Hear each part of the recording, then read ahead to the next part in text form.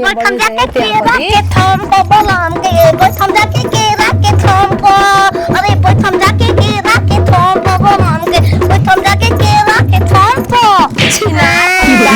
जाके केरा के थम पर बैठिए चाहे सुती बियाह वही खाती होता हो छिनार तक बड़ी चल रहे तब का झोतला साथ ले रे छिनरी मारे खाती दे बर ओरा तैयार करके दिले के आओ तुम सब देखे होला तैयार ना करो सुहर ना लगू तो बियाह होई और सही केरा के थम में बैठ जाऊ जाके हां देखियो हां कहले बन सक लड़की गोर रहे के चाहिए सुशील रहे के चाहिए तू तो करिया बट तू रोज पापा को से बियाह कर रहे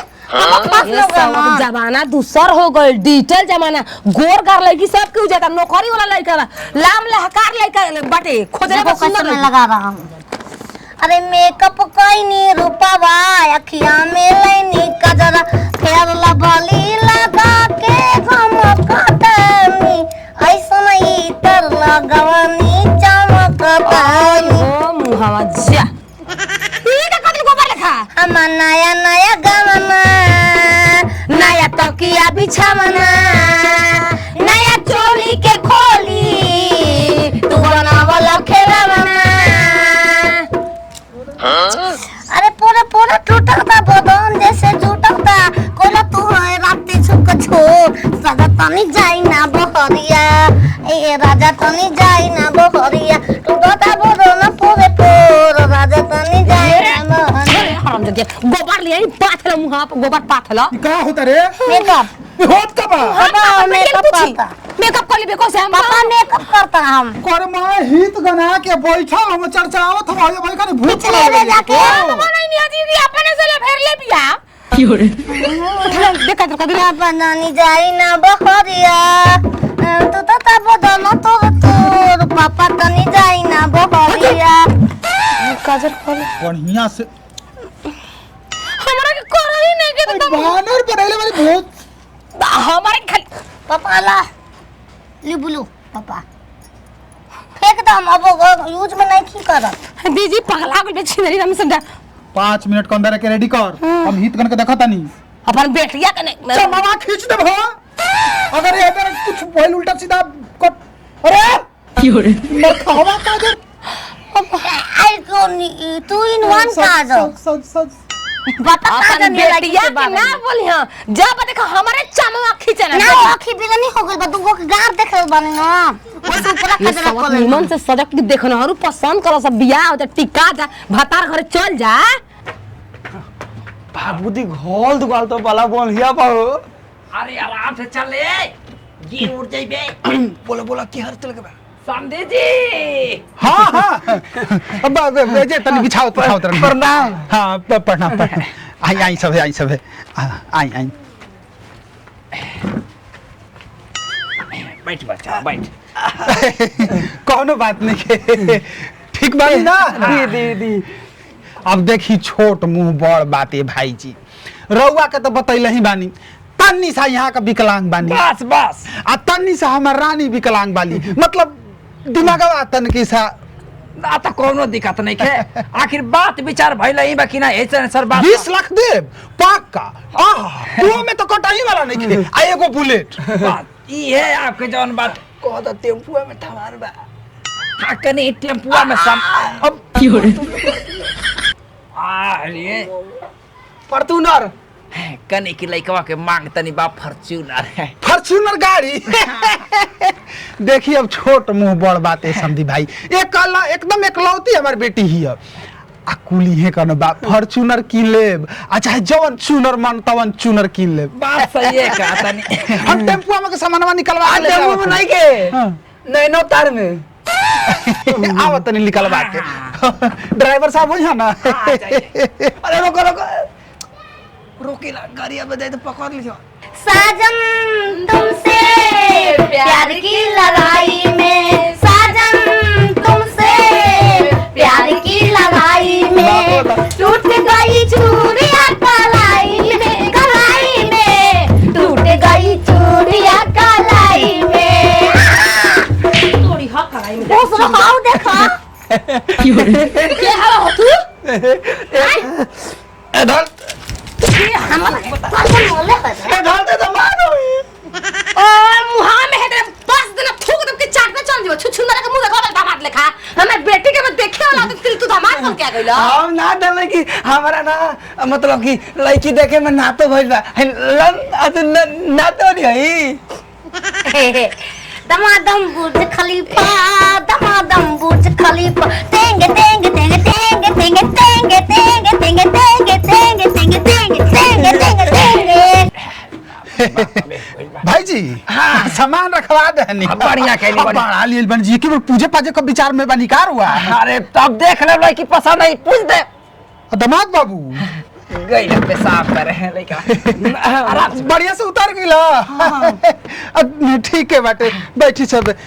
जलपान ना बोल का आबे ना तनी लड़की देख लेती है ना तो आराम से बैठ के करती है जलपान बस आबे गई नहीं तुरंत लेके आई बस है तो नहीं टाइम लगी जाई जाई जाई है तो नहीं टाइम में लेके बस बस जाई धर ठीक बा देख ले देख ले ये बाबू ये तो नई की तो खाली देखे वाला हट ये कौन देखे कोई राखी घर द्वार देखे कोई लासा सोच ततना लइया दला तो आगे पीछे न लइकी देखल कि हमें बता दिया दे देख दी हमारा कोई साथी रहा था किने रे ई कहां रे पूरा लाल बदरिया बा है हेरा हेर भी भाई जी लड़का बात है ई का करता है जा हमने के हित गन में आयो माई तो इज्जतिया हमारे बचा रही क्यों रे भाई जी दामाद जी ए तेंगे क्यों रे टेंगे राम राम समझी जी अरे राम राम समदिन जी सब कोई के प्रणाम कह दो आय सब कोई के प्रणाम कह दो कैसे बैठे को सबको के प्रणाम कह दो क्यों रे ओ मेले कह दे निकाल खाली प्रणाम बोल बाबूजी ओमे से कह दे निकाल दे खाली प्रणाम बोल समझाई चाहिए समझाते ए बाबूजी लइकिया ना दे गोड़ छू के गोड़ लागत नहीं